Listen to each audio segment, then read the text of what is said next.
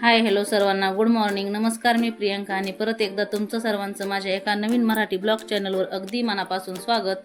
आजचा दिवस तुम्हाला खूप छान, मस्त, आनंदाचा, आरोग्यदायी जावो ही स्वामींच्या चरणी प्रार्थना.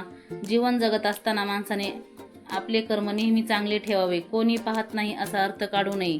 कारण जेव्हा आपण आयुष्य जीवन जगत असतो तेव्हा नियती त्याचा हिशोब ठेवत असते, तेव्हा तिथे कोणाचाच वशिला चालत नाही. तर आज मी सकाळी लवकरच उठले होते. वरती टेरेसवरती गेले, व्यायाम वगैरे केला आणि नंतर मग खाली आले. खाली आल्याच्या नंतर किचनमध्ये मी हे ओरिजिनलच झाड लावलेलं आहे. तर हे खूप छान मस्त असं फुटलेलं आहे आणि ते एकदम ग्रीनरी दिसते.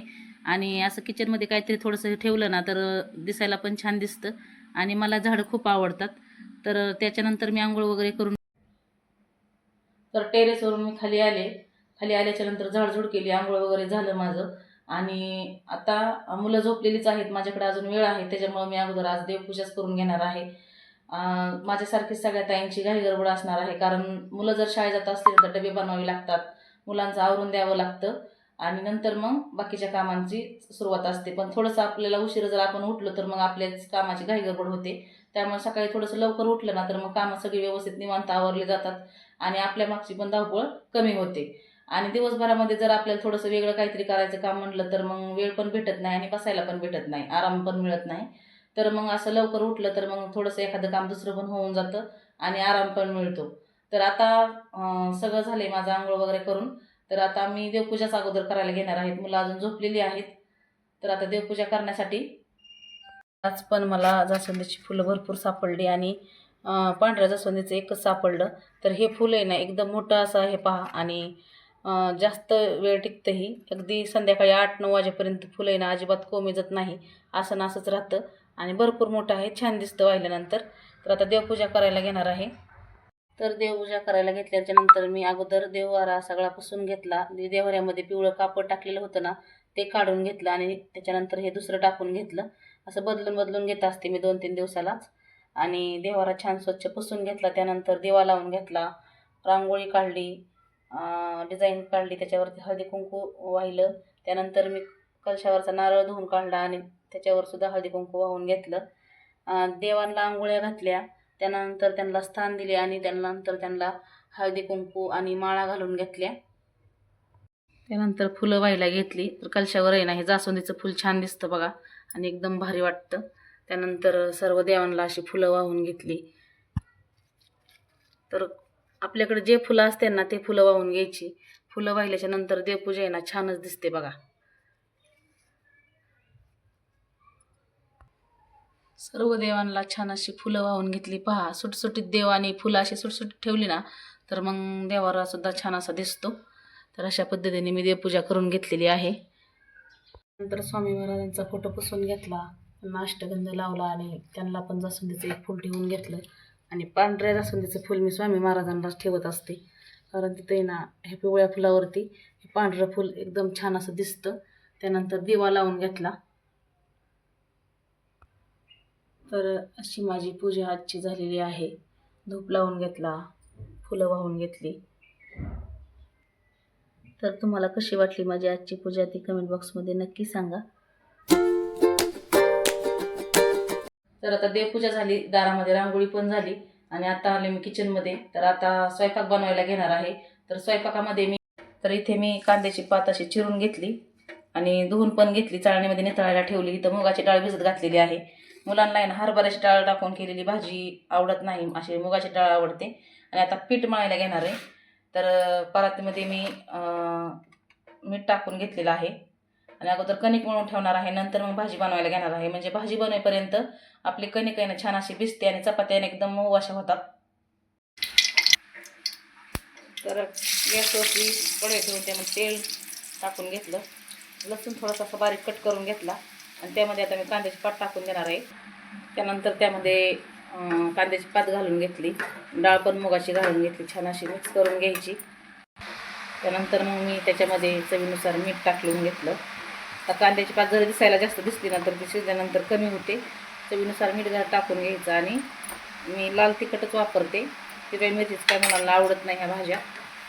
ते पण मिक्स करून घ्यायचं. तर मिक्स झाल्याच्या नंतर शेंगदाण्याचा कूट घालून घेतला मी, तो पण छान असा मिक्स करून घ्यायचा. मिक्स करून झाल्याच्या नंतर त्याच्यावर झाकण ठेवून द्यायचं. त्यामध्ये पाणी घालण्याची गरज नसते, कारण पातेला आमचंच पाणी सुटतं. पात शिजून घेऊ. आता चल चपात्या मी एका गॅसवरती बनवायला घेणार आहे लगेच. इकडे मी चपात्यासुद्धा बनवून घेतल्या आणि माझा स्वयंपाक पण झाला. थोडीशी पातळ भाजी बनवायची, ती पण नंतर बनवणार आहे. त्यानंतर मग मी भांडे घासले, किचन वाटा पण आवरून घेतला सर्व आणि मुलं पण शाळेत गेली. तर स्वयंपाक आवरला. स्वयंपाक झाल्यानंतर किचन भांडे वगैरे सगळं आवरलं आणि मुलं पण शाळेत गेली, मुलांचं पण आवरून दिलं. त्यानंतर आता राहिलेली कामे मी करून घेणार आहे. कपडे वगैरे राहिलेले आहेत ते कपडे वगैरे मी धुवून वाळायला घातलीच होती. तोपर्यंत रुद्र माझ्याकडे खेळायला आलता आणि त्याची मम्मी पाठीमागे लगेच आली आणि म्हणल्या चला आता मला ह्याला औषध पाजायचं, आजारी होते ना त्यामुळे. तर बघा औषध कसा पितोय हाताने, तो मला वरती घेऊन गेला. तर मला एका ताईंनी कोवळं दूध दिलं होतं, तर त्याचं मी असं खरवस बनवलं होतं. तर एकदम मस्त असं झालं होतं पहा, एकदम छान अशा वड्या पडत होत्या याच्या आणि एकदम स्पंजी असं झालं होतं. त्यामध्ये मी गूळ, सूट, बडीशेप आणि विलायची टाकून आहे ना वाफवून घेतलं होतं एक 10 ते 15 मिनटासाठी आणि नंतर मग अशा वड्या पाडून घेतल्या, चौकोनी आकारामध्ये कट पण करून घेतल्या आणि एकदम अशा खायला आहे ना चविष्ट झाल्या होत्या.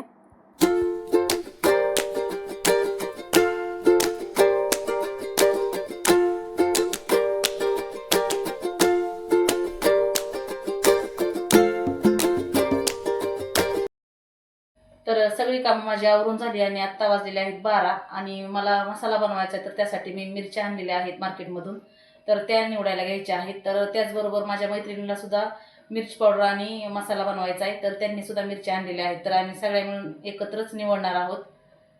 शेजारी मैत्रिणी असते की सारखी कामाला लावतात मला. मैत्रिणी सगळ्या बोलवलेल्या आहेत मिरच्या निसायला आणि बघा सगळीजण देठ काढतोय मिळून.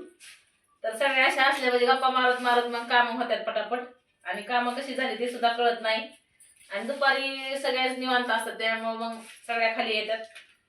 तर आता सगळ्या अशाच मिळून देठ काढून घेणार आहे. मसाला बनवायचा आहे आता उद्या मसाला भाजायचा आहे. तर मिरच्या निसून झाल्या आणि सगळ्या मैत्रिणी घरी गेल्या.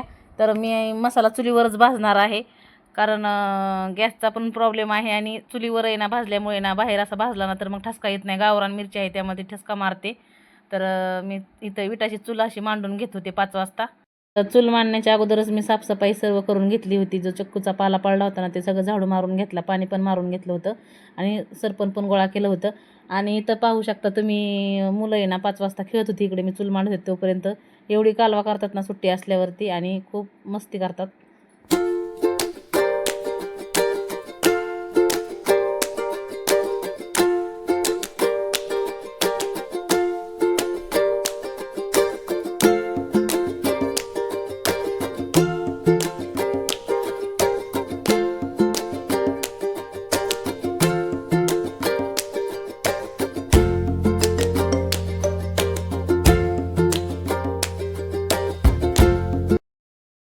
तर त्यानंतर मग मी घरात आले, घरातलं आवरलं आणि संध्याकाळची वेळ झालेली होती, 6 वाजलेले होते आणि मग नंतर मग मी दिवाबत्ती करायला घेतली संध्याकाळची. तर दिवाबत्ती करून घेतली, स्वामींना पण दिवा लावून घेतला. आता संध्याकाळची दिवाबत्ती झालेली आहे आणि आता मी स्वयंपाकाला लागणार आहे संध्याकाळच्या. तर चला, आज काय जेवायला बनवणार आहे? तांदूळची भाजी आणि भाकरी. तर इथे मी गॅसवरती गरम पाणी करण्यासाठी ठेवलेलं आहे. आता तांदळाची भाजी मला अगोदर वाफवून घ्यायची.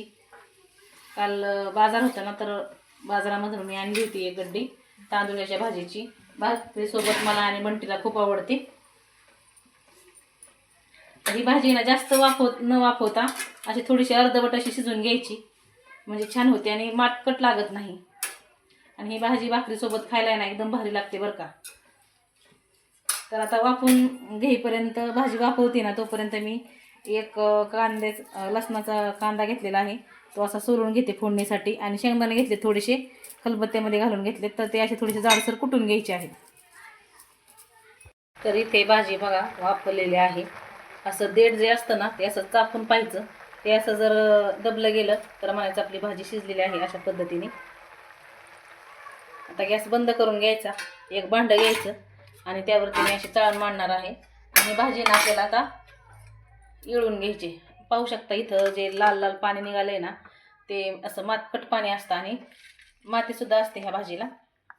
तर यामध्ये अशी चाळणीमध्ये अशी ओतून घ्यायची आणि त्यानंतर वरून असं थोडंसं पाणी घालून चांगली अशी धुवून घ्यायची आणि पिळून घ्यायची. नंतर मग त्याला तिखट मीठ लावून घ्यायचं. तर पाहू शकता इथं खाली पाणी कसं निघालंय. डायरेक्ट जर बनवली तर मग अशी मातकट लागते आणि कचकच लागते ही भाजी. पण अशी पिळून धुवून जर घेतली तर मग भाजी छानच होते. तांदूळच्याची भाजी मी नेहमी अशाच पद्धतीने बनवत असते, खूप छान लागते. तर आता एकदा अशी पिळून घेऊ. तर इथे मी भाजी अशी धुवून पिळून घेतलेली आहे पहा.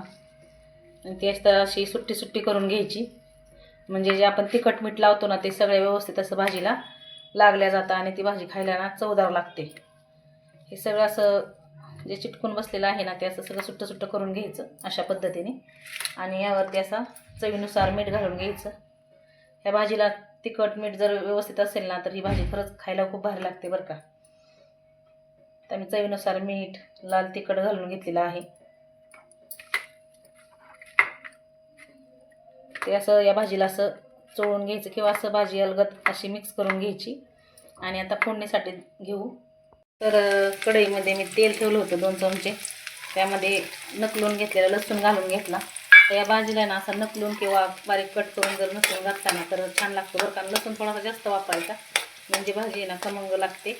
लसूण छान लाल रंगावरती असा परतून घ्यायचा. तुम्ही बनवता का अशा पद्धतीने तांदूळची भाजी ती कमेंट बॉक्समध्ये नक्की सांगा. आता असा लसूण लाल झाला त्यामध्ये आपल्याला लगेच भाजी घालून घ्यायची.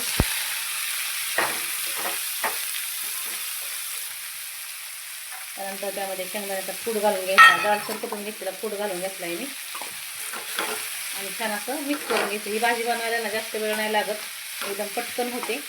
आता सकाळची थोडीशी कांद्याची पात पण शिल्लक आहे आणि सकाळीच मी वरण भात पण केलं, त्यामुळे आता काय डाळ भात बनवणार नाही, फक्त भाजी भाकरी आणि 2-3 वांगी भाजणार आहे. अशी भाजी फक्त तेलामध्ये अशी थोडीशी परतून घ्यायची की लगेच ही भाजी तयार होते. ती आपली भाजी ही बनवून झालेली आहे. आता ही कढई उतरून घेऊ आणि आता लगेच भाकरीला तवा ठेवून मी भाकरी पण बनवून घेणार आहे. तर इथे मी सर्व भाकरी अशा पद्धतीने करून घेतलेल्या आहेत. आता माझा स्वयंपाक झाला आणि रुद्र आलता बघा खाली खेळायला. तर आतमध्ये आलाय माझ्याकडे. तर रुद्र हाय म्हण मावशींला सगळ्या. तर हाय बघा कसा करतोय तुम्हाला. तर माझा स्वयंपाक वगैरे झाला, रुद्र पण घरी गेला आणि आमची जेवण वगैरे पण झाली. तर तुम्हाला आजचा ब्लॉग कसा वाटला ते कमेंट बॉक्समध्ये नक्की सांगा. तुम्ही जर माझ्या ब्लॉग चॅनलवरती नवीन असाल तर लाईक, शेअर आणि सबस्क्राईब करून करा, म्हणजे तुम्हाला असेच नवनवीन ब्लॉग पाहायला मिळतील. तर सर्वांना शुभ संध्याकाळ आणि अशाच एका नवीन व्हिडिओसह भेटू. तोपर्यंत सगळ्यांना पुन्हा एकदा श्री स्वामी समर्थ.